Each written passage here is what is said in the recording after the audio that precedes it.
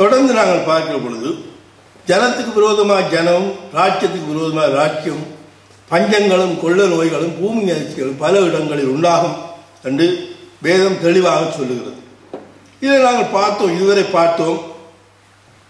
ராஜ்யத்துக்கு விரோதமாக ராஜ்யம் எழும்பும், பஞ்சங்களும் உற்பத்தி இல்லாமையும் எழும்பி பஞ்சங்களும் கொள்ள நோய்களும் வந்ததை பற்றி. இப்போ கொள்ள நோய்களை பற்றி நாங்கள் பார்க்கணும்.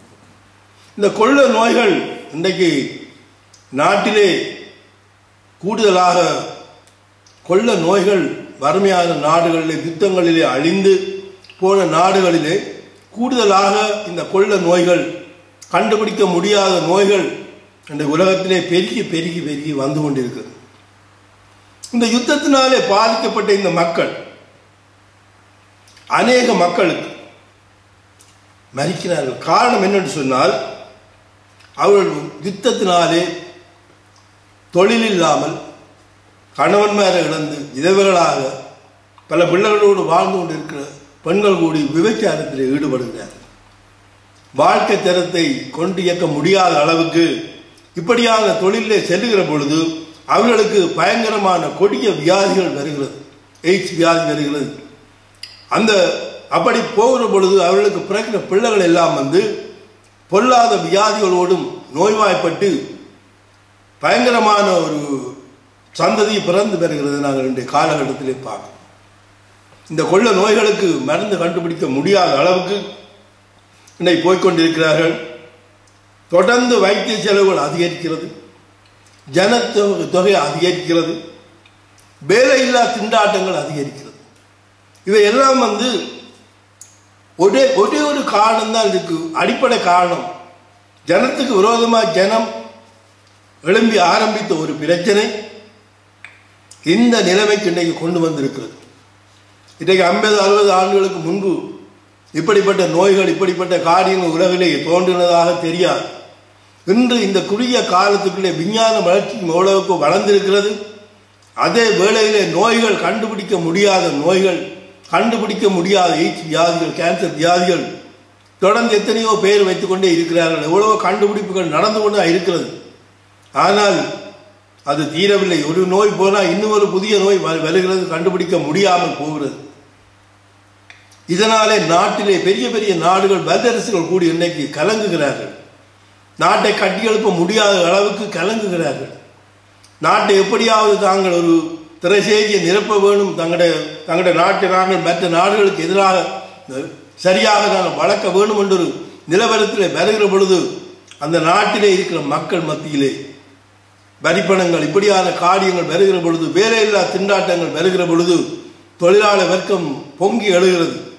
இந்த தொழிலாளர் வர்க்கங்கள் எழும்புகிற பொழுது இன்னைக்கு கட்டுப்படுத்த முடியாத அளவுக்கு கொள்ளைகள், கொலைகள், பலவிதமான பிரச்சனைகள் உலகத்திலே தோன்றி இருக்கிறது. நாம் கண்கூடாக பார்த்து கொண்டுதான் இருக்கிறோம். நாளுக்கு நாள் இதோடைய ஆரம்பம் எல்லாம் என்னத்துக்காக ஆரம்பித்தது எங்கேயோ கடைசியாக நடந்து கொண்டு இருக்கிறது. இன்றைக்கு உலகத்தினுடைய அழிவு கட்டுப்படுத்த முடியாத அளவுக்கு உலகம் சென்று கொண்டிருக்கிறது. இப்படியான கொள்ள நோய்களினாலே இன்றைக்கு உலகம் அழிந்து இன்றைக்கு எவ்வளவு பிரச்சனைகள் நாடுகளிலே, எவ்வளவு பறவை காய்ச்சல் என்கிறார்கள், பன்றி காய்ச்சல் என்கிறார்கள். இதிலெல்லாம் நாங்கள் கேள்விப்பட்டதே கிடையாது. இந்த குறுகிய காலத்துக்குள்ளே இப்படியான நோய்கள் வந்து கொள்ள நோய்கள் வரும், கொள்ள நோய்கள் இப்படியான காலங்கள் எல்லாம் வரும் என்று ஆண்டவர் சொன்னார். அவருடைய தீர்க்க தரிசனம் நிறைவேறுகிறதா இல்லையா? நிறைவேறி கொண்டுதான் இருக்கிறது. நிறைவேறுகிற காலம், அது எல்லாம் நிறைவேறுகிற காலம் நம்முடைய பழக்க வழக்கம், நம்முடைய பிரச்சனையாலே வந்தது. இதை நாம் தான் சரிப்படுத்தி, தேவன் ஒரு எச்சரிப்பை கொடுத்து கொண்டு வருகிறார். அந்த எச்சரிப்புக்கு நாம் செவிசாய்த்து எங்களை ஒவ்வொருவரும் அறிந்து கொண்டு தங்களுடைய வாழ்க்கை முறைகளை தேவனுக்குள்ளே சரியான முறையிலே வருகிறதுக்கு முன்வர வேண்டும். அப்படி இல்லாமல் நாங்கள் எல்லாம் உலக பிரகாரமாக எல்லாம் நடக்கிறது தானே, இதெல்லாம் இயற்கை, எல்லாம் நடக்கும், எல்லாம் வரும் போகும், எல்லாம் அவருடைய தலைவிதி, இப்படியாக இன்றைக்கு சொல்லிக்கொண்டு வாழுகிற மக்கள் தான் இன்றைக்கு அநேகம். இந்த இப்படியான காரியங்களினாலே கொள்ள நோய்கள் கட்டுப்படுத்த முடியாது, எந்த விஞ்ஞானத்தினாலும் முடியாது. கடவுளே கடவுளே என்று பாருங்கள், இன்றைக்கு எவ்வளவோ எல்லாம் செய்து கொண்டு இருக்கிறார்கள். எந்த கடவுளினாலும் இது கட்டுப்படுத்த முடியாத அளவுக்கு வந்து விட்டது உலகம். இன்றைக்கு எத்தனையோ மக்கள் எல்லாரும் இலங்கையிலே வந்து எவ்வளவோ காரியங்கள் எல்லாம் நடந்து வந்த தேசம். ஆனால் இன்றைக்கு இலங்கையில் இருந்து நாட்டுக்கு நாடு உலகம் முழுவதும் சிதறடிக்கப்பட்டிருக்கிற மக்கள் அவருடைய வாழ்க்கை முறைகள் இன்றைக்கெல்லாம் எப்படியாக இருக்குது, நாம் இப்படியாக வந்தோமே, ஏன் வந்தோம் என்பதை இன்றைக்கு சிந்திக்கிறார்கள் இல்லை. நாட்டிலே எத்தனையோ விதமான நோய்கள், பிரச்சனைகள், பஞ்சங்கள், பசியிலே மக்கள் வாழ்ந்து கொண்டு வாடிக்கொண்டு இருக்கிறார்கள். இடம்பெயர்ந்த மக்கள் அப்படியே இருக்கிறார்கள். வெளிநாடுகளுக்கு வந்த மக்களுடைய வாழ்க்கை முறைகள் எல்லாம் தங்களுக்கென்று மீண்டுமாய் தங்களுடைய தெய்வ வழிபாடுகளையும் தங்களுடைய காரியங்கள் எல்லாவற்றையும் உலக நாடுகள் முழுக்க கட்டி கொண்டு விட்டார்கள். நாங்கள் எங்கே போனாலும் எங்களுடைய இதை நாங்கள் செய்வோம் என்ற ஒரு நிலையிலே, ஒரு மேட்டிமையான எண்ணத்திலே வாழ்ந்து கொண்டுதான் இருக்கிறார்கள். இதெல்லாம் மீண்டும் எல்லாவற்றையும் விட்டு ஓடி போகிற ஒரு காலத்துக்குள்ளே ஜனங்கள் ஆயத்தப்படுகிறார்கள் என்று ஏசாயா 11ஆம் அதிகாரம் எச்சரிக்கிறது. நடக்க போகிற காரியம்தான். இப்படியான காலகட்டத்திலே இன்றைக்கு வந்து கொண்டிருக்கிறோம். பொல்லாத நோய்கள், பொல்லாத பிரச்சனைகள் நடந்து கொண்டிருக்கிற இந்த காலங்கள், இவைகளை போக்குறதுக்கு என்ன வழி? நம்மிடத்திலே தவறு இருக்கிறது. நம்முடைய தவறுகளை நாம் தான் திருத்திக் கொள்ள வேண்டும். ஏன் இப்படியாக நாங்கள் நாட்டுக்கு நாடு வந்தோம்? ஏன் இப்படியான நோய்கள் நடக்கிறது? ஏன் இப்படியாக உலக நாடுகள் நடக்கிறது? அரபு தேசம் எல்லாம் இன்றைக்கு கலங்குகிறது. எல்லா நாடுகளும் அடிக்கப்படுகிறது. ஆண்டோட வருகை நாட்கள் நெருங்கிவிட்டது என்பதை மறந்து நடக்கிறார்கள். உபாகமம் புத்தகத்தில் ஒரு காரியத்தை ஆண்டவர் சொல்லுகிறார். இப்படியான காரியங்கள் வருகிறதுக்கான காரணம் உபாகமம் 7ஆம் அதிகாரம் 15-16 வசனங்களை நாங்கள் வாசிக்க கேட்போம். உன் தேவனாய கர்த்தர் உன்னிடத்தில் ஒப்புக் கொடுக்கும் சகல ஜனங்களை நிர்மூலமாக்க கடவாய். உன் கண் அவர்களுக்கு இறங்காதிருப்பதாக. அவர்கள் தேவர்களை நீ சேவையாமல் இருப்பாயாக. அது உனக்கு கண்ணியாயிருக்கும். அந்த ஜாதியில் என்னிலும் இந்த காரியத்தை குறித்து அவர் என்னத்துக்கு எச்சரிக்கிறார் என்று சொன்னால் 16ஆம் வசனத்தில் சொல்லுகிறார், உங்கள் கடவுளாகி ஆண்டவர் உங்களிடம் கையளிக்கவிருக்கும் எல்லா மக்களையும் முற்றிலும் அழித்து விடுங்கள். உங்கள் கண்கள் அவர்களுக்கு இறங்காதிருக்கட்டும். அவர்களின் தெய்வங்களை நீங்கள் பணிய வேண்டாம். அது உங்களுக்கு கண்ணியாக ஆகிவிடும். பாருங்கள், இன்றைக்கு விக்கிர வணக்கம், இன்றைக்கு உலகத்திலே இப்படியான காரியங்கள், தேவ கோபம் இறங்குகிறது. தேவனுடைய கோபம் பூமியிலே இறங்கி நிற்கிறது. இப்படியான காரியங்களுக்கு வருகிறதுக்கான காரணம், தேவனிடத்திலே இருந்து நமக்கு வர வேண்டிய ஆசீர்வாதங்கள் வராமல் அது இப்படியே ஒரு கொள்ள நோய்களையும் பொல்லாத காரியங்களையும் நமக்கு ஏற்படுத்தி கொண்டே வருகிறது. இதுக்கான காரணம் என்ன? நம்மிலே தவறு இருக்கிறது. நாம் விட வேண்டியதை விடவில்லை. விட வேண்டியதை விடாமல் நாங்கள் வாழ்ந்து கொண்டு இருக்கிறதுனாலே நமக்கு தொடர்ந்து பிரச்சனை என்றுதான் வந்து கொண்டே இருக்கும். விட வேண்டியதை விட்டே ஆக வேண்டும். சுத்திகரிப்பு கட்டாயம் வந்துதான் ஆக வேண்டும். நான் ஜெர்மனி தேசத்திலே இருந்த பொழுது 1995ஆம் வருடத்திலே நான் அங்கே தொலைக்காட்சி ஊழியம் செய்தேன். இந்த தொலைக்காட்சி ஊழியத்திலே காபல் புரோகிராம் என்று சொல்லி அந்த நேரத்திலே அது ஜெர்மனிலே நடந்தது. அதில் என்னுடைய புரோகிராம் கிழமைக்கு 2 தடவை போடுவார்கள். ஞாயிற்றுக்கிழமை கண்டிப்பாக அந்த செய்தி வரும் 35-45 நிமிஷம். அந்த செய்தியை பார்த்து சில வாலிபர்கள் கொஞ்சம் இடத்திலிருந்து பார்த்து விட்டு என்னுடைய டெலிஃபோன் நம்பருக்கு அடித்தார்கள். அடித்து கேட்டார்கள், நீதானா யாக்கோப்பு என்று. நான் சொன்னேன், நான் தான் என்றேன். நேரம் 11 மணி, நான் படுக்கைக்கு ஆயத்து பண்ணி கொண்டிருக்கிறேன். அடித்து சொன்னார்கள், நாங்கள் உங்களோட கதைக்க வேணும் என்று. நான் சொன்னேன், இப்போ படுக்கிற நேரம் வேணுமெண்டா நீங்கள் என்னை சந்திக்கலாம் தானே, வேணுமெண்டா என்னுடைய அட்ரஸ் இருக்குது, டெலிஃபோன் நம்பர் இருக்குத்தானே, அடிச்சுட்டு வாருங்கள், நாளைக்கு பேசுவோம். இல்லை, நாங்கள் இப்போ பேச வேண்டும். அவர்கள் கொஞ்சம் தண்ணி சாப்பிட்டு தான் பேசுகிறான்னு எனக்கு விளங்கி விட்டது. அவர்கள் சொன்னார்கள், 4 பேர் இருக்கிறோம், நாங்கள் கேட்கறதுக்கு நீங்கள் பதில் சொல்ல வேண்டும் என்று. நான் சரி கேளுங்கள், இனி என்ன தொடங்கியாச்சு, எப்படியாவது சொல்லத்தானே வேண்டும் சொன்னார்கள். ஒரு பெரிய அடையாளத்தை கொடுத்தால் எங்களுடைய மதத்தில் எங்களுடைய ஆக்கள் அப்படியே பூர்வீகமான சரித்திரம் முழுவதையும் கசட்டிலே சொல்லுகிறார்கள். அவருடைய சரித்திரம் முழுவதையும் உன்னாலே அது முடியுமா என்று என்னை கேட்டார். நான் சொன்னேன், நான் ஆண்டவராக இயேசு கிறிஸ்துவை பற்றி தான் அறிவிக்கிறேன், நான் சாத்திரம் சொல்வதில்லை, அதை பற்றி எனக்கு தெரியாது. அப்படியே அவர்களுக்குள்ளே ஒரு பெரிய ஒரு கேள்வி என்று சொன்னால், இவர் இப்படியெல்லாம் சொல்லிக் கொண்டிருக்கிறார், இவர் மதம் மாற்றுகிறார் என்ற ஒரு போட்டி பொறாமையினாலே பேசிக்கொண்டிருந்தார். நான் சொன்னேன், நான் மதத்தை பற்றி பேச பெறவில்லை, நான் பேசுகிறது இந்த காலகட்டத்திலே நடக்கிற சம்பவங்கள். அந்த நேரத்திலே தான் இந்த தெய்வம் பால் குடித்த சம்பவம் நடைபெற்றது. இந்த சம்பவம் நடந்தது நானும் வெப்சைட்டுகளில் டிவியிலே காட்டினார்கள்.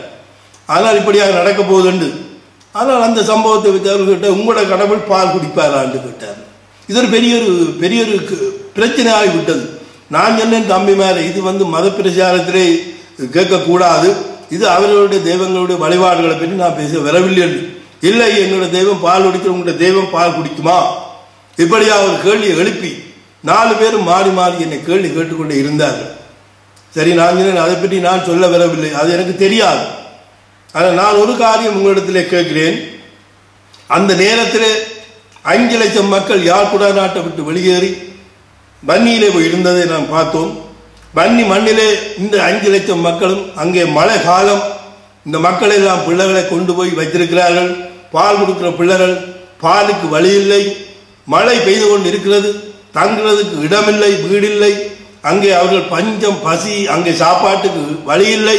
அந்த மக்கள் எல்லாரும் போய் கஷ்டப்பட்டு கொண்டிருக்கிறார்கள் கிளிநொச்சி பகுதியிலே. நான் கேட்டேன், இன்றைக்கு நீங்கள் CNN-லே தான் அந்த செய்திகளை நாங்கள் பார்ப்போம். அந்த நேரத்திலே தமிழ் வெப்சைட்டுகள், தமிழ் டிவிகள் இல்லை. அப்போ நான் சொன்னேன், இன்றைக்கு நீங்கள் டிவியிலே பார்த்திருக்கலாம், அங்கே சில குழந்தைகளுக்கு எல்லாம் குடையை பிடித்து அந்த குடையிலிருந்து வடிந்த தண்ணீரை கிளாஸிலே பிடித்து அவர்களுக்கு பறிக்க கொண்டிருக்கிறார்கள், நீங்கள் பார்க்கவில்லையான்னு கேட்டேன். இல்லை, அது எங்களுக்கு தெரியும் என்றார்கள். நான் கேட்டேன், அப்போ இந்த மக்கள் எல்லாரும் இன்றைக்கு இப்படியாக பால் இல்லாமல் குழந்தைகள் சாகிறார்கள், நீங்கள் எங்கேயோ ஒரு காரியத்தை வைத்து நீங்கள் இன்றைக்கு புகழ்ந்து கொண்டிருக்கிறீர்கள். இப்போ இந்த 5 லட்சம் மக்களுடைய நிலைமை என்ன? இப்போ இன்றைக்கு இவர்கள் எல்லாரும் இந்த நிலைமைக்கு தள்ளப்பட்டிருக்கிறார்களே, ஏன் உங்களுடைய தெய்வங்கள் இவர்களை காப்பாற்றவில்லை என்று நான் கேட்டேன். அவர்கள் எல்லாம் AK-47 பயந்த தெய்வங்களான நான் ஓப்பனாகவே கேட்டேன். அங்கே சிரிக்கிறார்கள். இருந்து டெலிபோனுக்களால் எனக்கு கேட்கிறது, ஐயா இதை வித்தியாசமாக கேட்கிறார்களா சொல்லடான்னு. நான் என்ன உள்ளதான் கேட்கிறேன், எங்களோட தெய்வங்கள் எல்லாம் எங்கே? வடக்கு கிழக்கு மாகாணத்தில் எத்தனை ஆலயங்கள் நொறுக்கப்பட்டு அடிக்கப்பட்டு இன்றைக்கு எல்லா ஆலயங்களுக்கு முன்பாக பிணக்குவியலாக கிடந்ததே, ஏன் உங்களுடைய தெய்வங்கள் உங்களை காப்பாற்றவில்லை?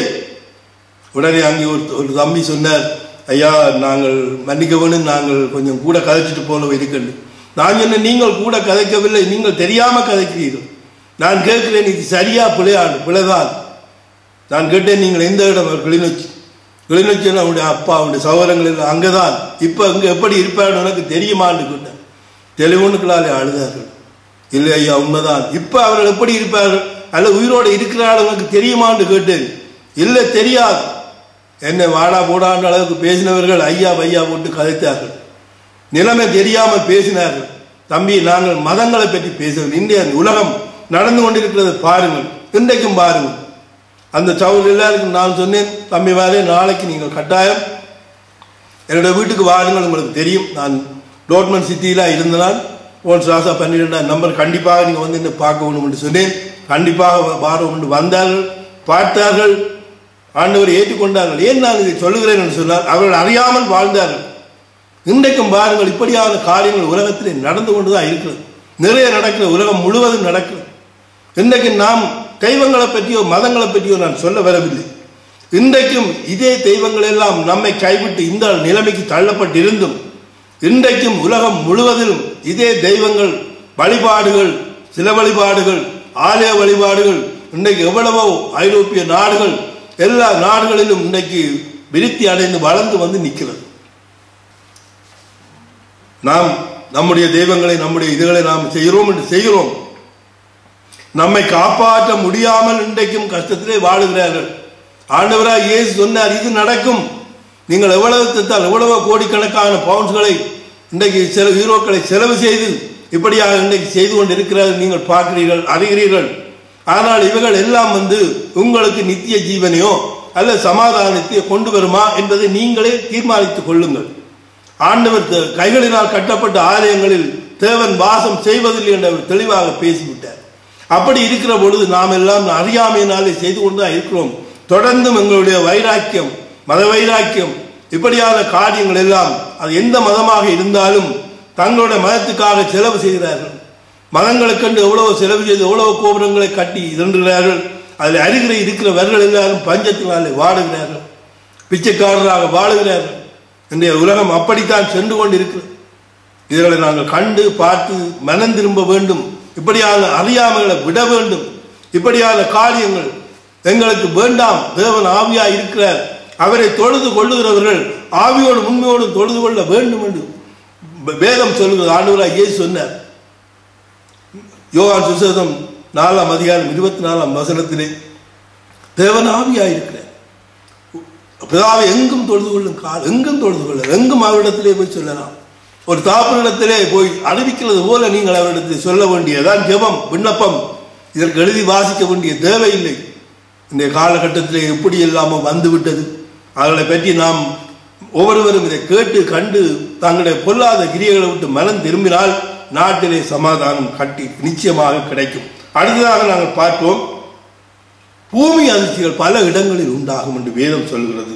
இந்த பூமி அதிர்ச்சிகள் பல இடங்களில் உண்டாகிறதுக்கான ஒரு முக்கியமான காரணம், இன்றைக்கு சொல்லுவார்கள் அது இயற்கை, இப்படித்தான் நடக்கும், அதை நாம் மாற்ற இயலாது, அது நடந்து கொண்டு தான் இருக்க போகிறது, அது யாராலும் மாற்ற இயலாது சொல்லுவார்கள். ஏன் மாற்ற இயலாது? மாற்ற முடியும். தேவ கோபம் தான் அங்கே இறங்குகிறது. தேவ கோபம் இறங்குகிற பொழுது அழிவு வருகிறது என்று வேதம் தெளிவாக நம்மை எச்சரிக்கிறது. பூமி அதிர்ச்சிகள் பல இடங்களில் உண்டாகும். தேவ கோபம் இறங்கி பூமி அதிர்ச்சிகள் வருகிறதை வேதம் தெளிவாக நமக்கு சொல்லுகிறது. காலகாலமாக பூமி அதிர்ச்சிகள் நடந்து கொண்டுதான் இருக்கிறது. அதனுடைய வேகங்கள் கூடுகிறது என்று ஆண்டவராகிய இயேசு கிறிஸ்து சொன்னார். பூமி அதிர்ச்சியுடைய வேகங்களும் பல இடங்களில் உண்டாகும்.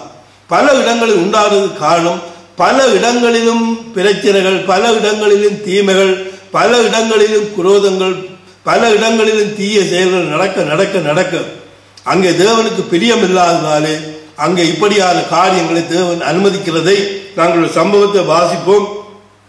மோசேயினுடைய லேவி கோத்திரத்திலே பிறந்த கோராகு என்பவன் அவருடைய ஒன்றவிட்ட சகோதரன், அவன் மோசேக்கு எதிராக முறுமுறுத்து அங்கே செய்யப்பட்ட காரியத்தை எண்ணாகமம் 16ஆம் அதிகாரத்தை நீங்கள் எடுத்து வாசித்தால் அதிலே இந்த சம்பவத்தை தெளிவாக எழுதப்பட்டிருக்கிறது. மோசேக்கு எதிராக எழும்பி நாங்களும் தூப கலசத்தை கொண்டு தூபம் காட்ட போகிறோம் என்று சொன்னார்கள். நடந்த சம்பவத்தை வாசிக்க கேட்போம். பூமி தன் வாயை திறந்து அவர்களை, அவர் வீடுகளை, கோராகுரிய எல்லா மனிதரை, அவருக்கு உண்டான சகல பொருட்களை விழுங்கி போட்டது. அவர்கள் தங்களுக்கு உண்டானவை உயிரோட பாதத்தில் இறங்கினார்கள். பூமி அவர்களை மூடிக்கொண்டது. இப்படி சபை நடுவிலிருந்து அழிந்து போனார்கள். ஒரே சபையில் ஒரே இடத்துல இருந்தார்கள். அவர்கள் மோசேக்கு விரோதமாக தூப கலசத்தை கொண்டு போய் நாங்கள் காட்ட போகிறோம் என்று 250 பேர் புறப்பட்டார்கள். தேவன் சொன்னார் மோசேக்கு, அவளை விட்டுவிட அவர்கள் செய்யட்டும். தேவ கோபம் எழும்பி அந்த இதிலே நடந்த சம்பவத்தை பாரதூரமான அழிவை சந்தித்தார். பிள்ளைகளோடு மனைவி பிள்ளைகளோடு அப்படியே பாதாளத்திலே இறங்கினார். பூமி தன் வாயை பிளந்து அந்த கோராகையும் அந்த தாத்தான் அவர்கள் அனைவரையும் அப்படியே விழுங்கி போய் எல்லோரும் மடித்துத்தான் பாதாளம் போவார்கள். இவர்கள் உயிரோட பாதாளத்துக்கு அப்படியே அமிழ்ந்து போன சம்பவத்தை நாங்கள் வாசிக்கிறோம். பூமி அதிர்ச்சிகள், தேவ கோபம் அங்கே இறங்குற பொழுது நிச்சயமாக அங்கே பிரச்சனை வரும். அந்த தேசத்துக்கு எல்லா தேசங்களிலும் இன்றைக்கு ஆக்கிரமம் இருக்கிறது. ஏனென்றால் நீதிமான்கள் இல்லை, நீதிமான்களை காண முடியவில்லை. ஒரு நீதிமான் இருந்தார். அந்த நேரத்திலே நோவா நீதிமான் உத்தவனுமா இருந்ததினாலே தேவனுடைய கண்களிலே அவனுக்கு கிருபை கிடைத்தது என்று ஆதியாகமம் 6ஆம் அதிகாரத்தில் வாசிக்கிறோம். நீதிமான்கள் இன்றைக்கு உலகத்திலே காண முடியாது. வஞ்சகர்கள் உலகம் முழுவதும் வஞ்சகத்தினாலே நிறைந்திருக்கு. உலகம் முழுவதும் பிரச்சனைகளிலே சென்று கொண்டிருக்கிறது. எப்படியாவது நாம் இப்படி வந்து விடுவோம், அப்படி வந்து விடுவோம் என்று அவள் ஏதோ ஒரு காரியத்தை செய்ய வேண்டும் என்று செய்கிற இதெல்லாம் தீமையான காரியங்களாக இருக்கிறதுனால பூமி அதிர்ச்சிகள் பல இடங்களில் இன்றைக்கு நீங்கள் பார்க்கலாம். நடக்காத இடங்களில் எல்லாம் பூமி அதிர்ச்சி நடந்து கொண்டுதான் இருக்கிறது. இவர்களுக்கு எல்லாம் நாங்கள் தப்பி வர வேண்டும் என்றால் தேவனுடைய நீதியை நாம் காப்பாற்ற வேண்டும். தேவனுடைய சித்தத்தை நாங்கள் செய்கிறதுக்கு நாம் முன்வர வேண்டும். அப்படி நாங்கள் முன்வருகிற காரியத்திலே வருகிற பொழுது நிச்சயமாக நமக்கு ஒரு பெரிய வெற்றி கிடைக்கும். இந்த வெற்றியை நாங்கள் அடைய வேண்டுமா இருந்தால் தேவனுக்கு விரோதமாக எழும்புகிற எந்த மனிதரையும் தேவனுடைய கோபம் அங்கே இறங்கி அங்கே பூமி அதிர்ச்சிகள் அந்த மக்களை எச்சரிக்கிறார். இது ஒரு எச்சரிப்பு. இந்த எச்சரிப்புக்கு நீங்கள் மனம் திரும்பி ஆண்டவருடைய வருகைக்கு நீங்கள் ஆயத்தப்பட வேண்டும். இந்த வருகையில் நீங்கள் தேவனுக்கு முன்பதாக நீங்கள் காணப்பட நீங்கள் உண்மையான ஒரு மனம் திரும்புதலோடு, உண்மையான ஒரு மாறுதலோடு, ஒரு மறுபடியும் பிறந்து ஆண்டவருக்கு முன்பதாக உத்தமர்களாக நீதிமான்களாக நீங்கள் வாழ்ந்தால் நிச்சயமாக நாங்கள் நாங்களுடைய சரீரம் அழிந்தாலும் ஆண்டவருடைய வருகையிலே நாங்கள் போறதுக்கு நிச்சயமாக தேவன் நம்மை அழைத்திருக்கிறார். அந்த தேவனுடைய வார்த்தைக்கு செவியெடுத்து நாங்கள் மோசேக்கு அவர்கள் கீழ்ப்படிந்தது போல எதிர்த்து நிற்காமல் தேவனுடைய வார்த்தைக்கு கீழ்ப்படிந்தால் நிச்சயமாக நாம் தேவனுடைய ராஜ்யத்தை சுதந்திரித்துக் கொள்வோம். கர்த்தர் உங்களை ஆசீர்வதிப்பார்.